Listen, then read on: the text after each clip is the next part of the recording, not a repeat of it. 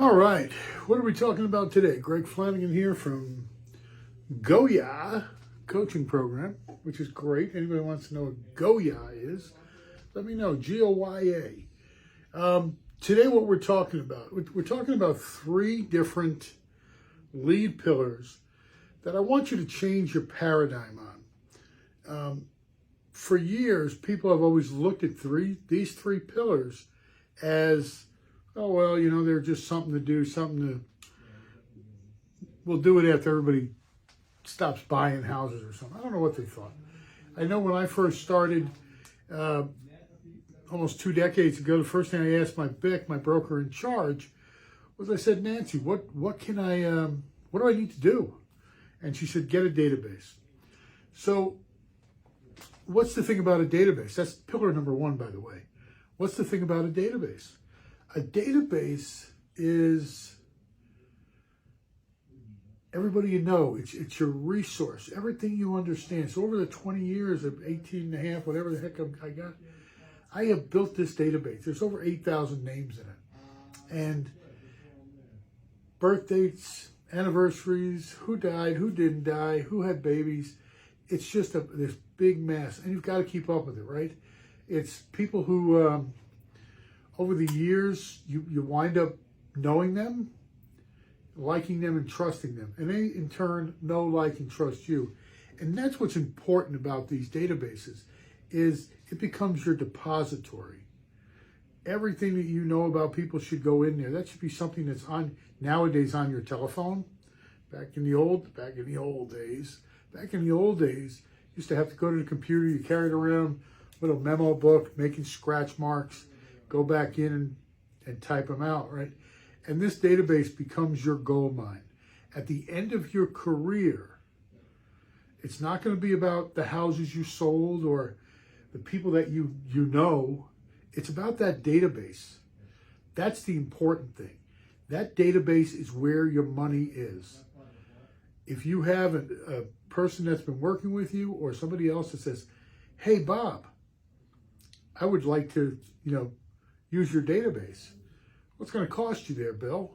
Because it took me 20 years to build that thing. So make sure you're touching it often and you know your crowd deeply.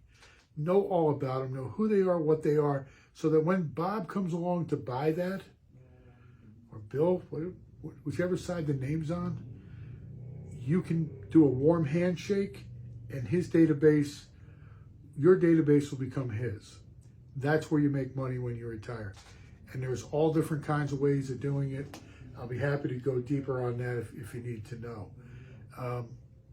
I think, so one of my best stories about database was, if you're familiar with Charleston, South Carolina, years ago, there used to be a bridge here. If you're in New York, it's like the Goethals Bridge, the outer crossing.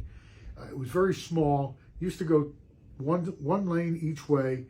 Eventually, 1950s, they made it a little bit bigger. They actually built a second bridge in the 60s. And they were both getting very old and rickety. So we put in a new bridge. That's part of the story. The guy who was imploding the old bridge was in town, and they had hired him. He was going to be in town for a year, and he loved the town, so he wound up moving here. I did not sell him his house. But he looked me up. Somehow he got my name, and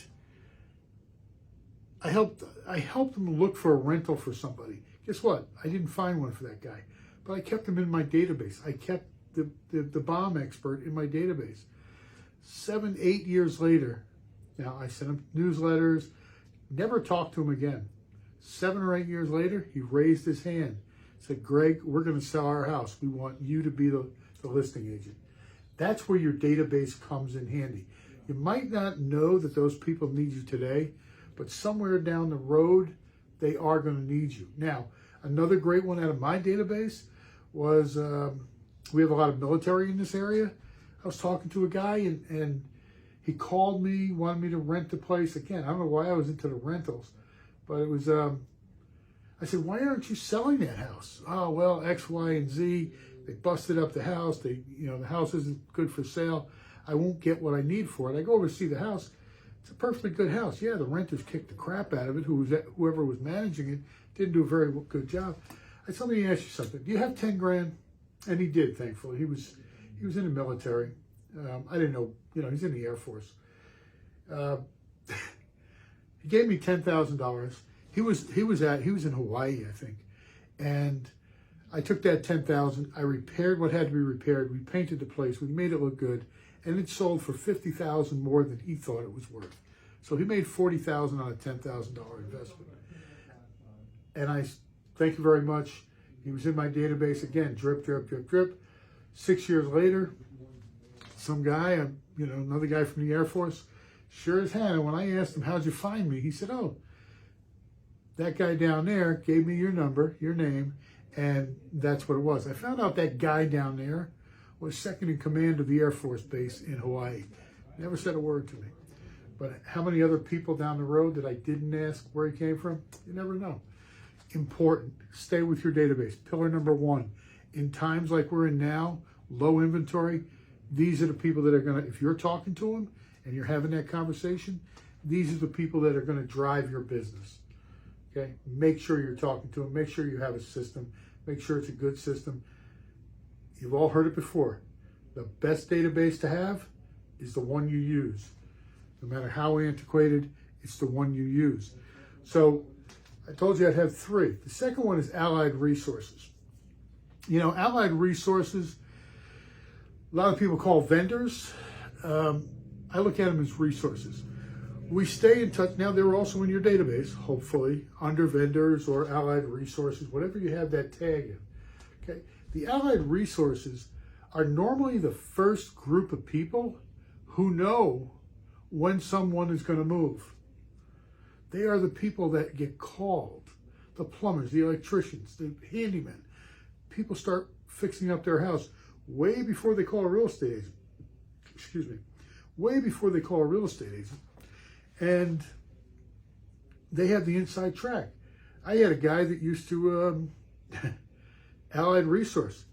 He was a management company, a property management company, who did nothing but service foreclosures, pending foreclosures, things that are a year and a half out.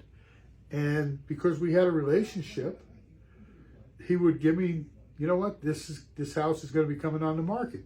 I wouldn't have known that because the list pendants hadn't gone in yet. This house is coming on the market. And of course, I would be on that house vying for it with the bank. It works. Put those Allied Resources, make them your friends, help them out, send people, make sure they know where that referral came from. When somebody needs a plumber, Mike, I got a plumber here. Make sure Mike knows where that referral came from. Me. Greg Flanagan said, "You're the best guy out there." And that's what you want to do with Allied Resources.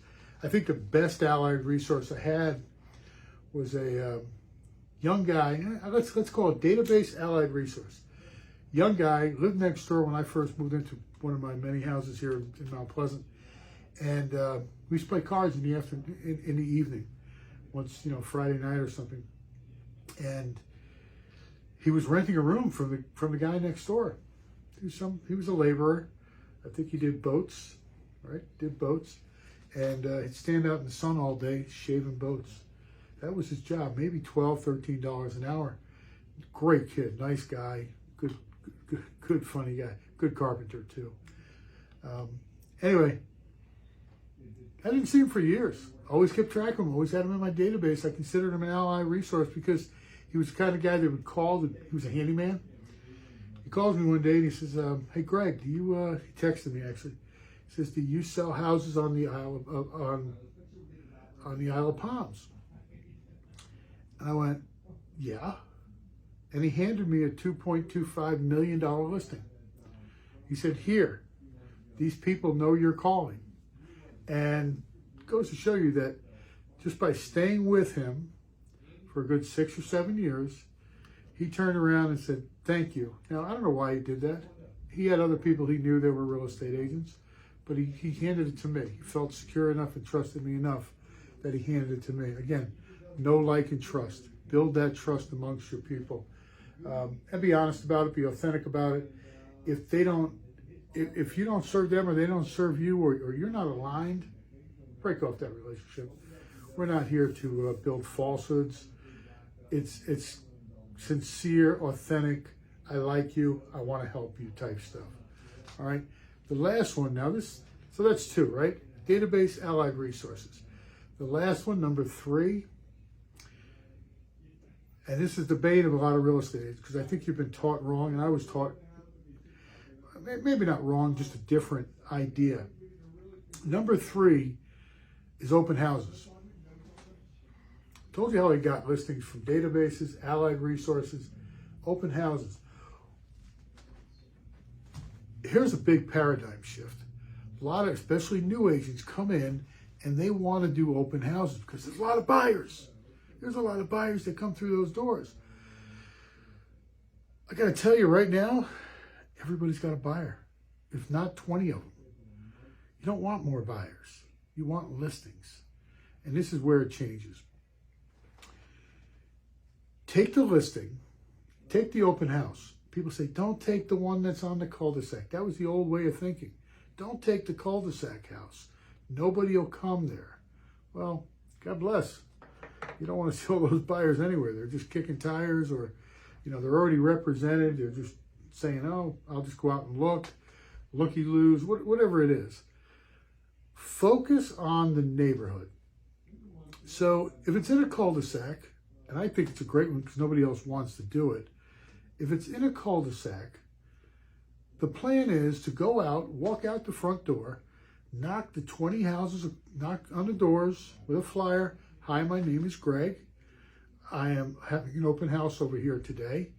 And that's 20 across, right? Go across the street, knock on 20 doors.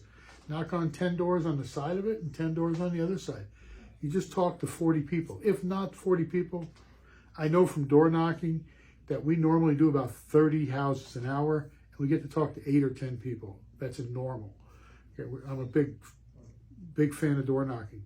People are behind the doors. They own the house. It's not like a buyer who's coming in. You don't know if they're qualified, not qualified.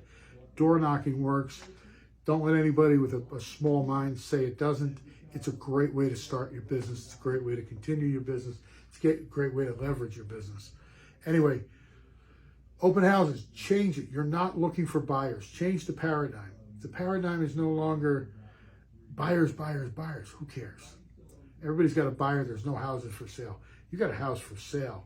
And what you're doing is, in that moment of time, you are the authority in that neighborhood. What makes you the authority? Because you're the one that's knocking around, knocking on doors, going, hey, Mr. and Mrs. Homeowner, my name is Greg, and I'll be doing an open house right over there between 1 and 3. You're invited to come. By the way, if you're looking for a CMA or home valuation, I'll be happy to do it. And that's it. It's just getting to know. Back to know, like, and trust. KLT, know, like, and trust. What happens? So the house doesn't sell this week. Maybe it's a bomb of a house. Who knows? Except every time you go back and you work that house, now I expect you to go back the next week, especially if it hasn't sold, knock on the doors again. Hi, Greg Flanagan here. I'm doing an open house. What the people behind those doors don't understand, and what a lot of these clients, some customers don't understand, is that you're not the listing agent. You're not the listing agent. You're not representing yourself as the listing agent in any form or manner, okay? Because you're not. But you are the real estate agent of authority. You are the one that's knocking on their door, showing your face, and you're meeting people. Now, think about this. If you really wanted to take this to another level, if you did that, I hate making cold calls. I hate making cold calls. Okay. If you did this, let's say 3 to 5 times a week, you had an open house at different open houses, and you knocked on doors, spent that hour knocking on the door, there's 1 hour, 2 hours holding the open house, somebody shows up, they show up. You got 3 hours in, 15 hours in a week, right? 3 times 5 is 15 for your math challenged people. That's 15 hours of prospecting. You didn't pick up a phone. You didn't make, crazy calls. You prospected. with people behind the doors. You built authority. They get to know you. If you work those people every week until that house sells, there's going to come a time they've got your card, they've got your flyer. It's time for them to sell their house. Hey, Mary, let's get that nice guy that kept knocking on her door. It's the only person they know. People don't read your sign. Trust me. Unless you got something really, or you're beautiful, they don't care about your sign. So, door knocking. Have I sold houses from open houses? Yes, I have. Matter of fact, there's the one that comes to mind because it was so friggin' crazy was I did an open house for somebody else down in the Peninsula over on Clements Ferry Road here in Charleston. And back then, I think they were maybe $200,000, $250,000 homes. They were nice little homes. I did it. Somebody showed up. They mentioned they were looking I had canvassed the area. Somebody showed up late. They had mentioned that they were thinking about selling their house. I asked the question, would you like me to give you a valuation? Yes, I would. I go over there. I wind up selling their house. The next door neighbor comes over. I wind up selling his house. The guy across the street comes over. I wind up selling their house. It doesn't stop. The guy across the street has a referral for somebody else out of town because they're moving out of town. That was an easy one, right? Because somebody paid me just to say, hey, these folks need a house. The original people also had a referral out of town, 2 referrals because they went to Florida and then they went to Kentucky or Tennessee. And they gave me somebody else that was buying in town with us. At the end of the day, 8 or 9 pieces of business at a 1 door knock, if that doesn't help you figure out that door knocking and open houses are important, it's not going to sink in. You don't like to do it, you don't have to say a lot of words. All you have to do is show up. That's 90% of this game, is put your mind into it and show up. Any one of those things I talked about today, database, allied resources, open houses, they all have to do with connecting with people. They all have to do with relationship building. And that's what works in this business. Through the years, I've done Zillow, I've done Realtor, I've done Home.sc, I've figured every one of them, right? I've tried every one of them. So I haven't bought from those people in a decade at least. Here's why. I have found that the people that go on the big portals are commodity driven. In other words, they're just looking for a body to open a door. They're not looking for a relationship with you. Right? It's like going to Amazon. You can buy anything you want on Amazon. Are you going to get personal service from Amazon? No. You want to buy something that you can actually go back to a retailer and say, I don't understand this product. That's the relationship you're building when you buy local. It's the same thing with doing these 3 pillars. Buy local, they know you, they like you, and they trust you. And to this day, I can give you story after story after story that will build your business. It built my business into a $400,000 business some years. Okay, that's important to know. And as you can see, nothing special here, folks. Okay, just a guy who followed a system, and I want to pass that system on to you. So if you'd like, drop me a DM or drop me a comment in the thing here. Let's get on a 15-minute intro call and let me see if we align. Because if we align and it's something that you want to do, I'd be more than happy to help you into the same direction. All right? Have a great afternoon, morning, day, night, whenever you're listening to this. I always feel like the guy in, you're all too young to remember the infomercials in the middle of the night. But that's what I always feel like doing here. So hope to see you soon. Give me a call.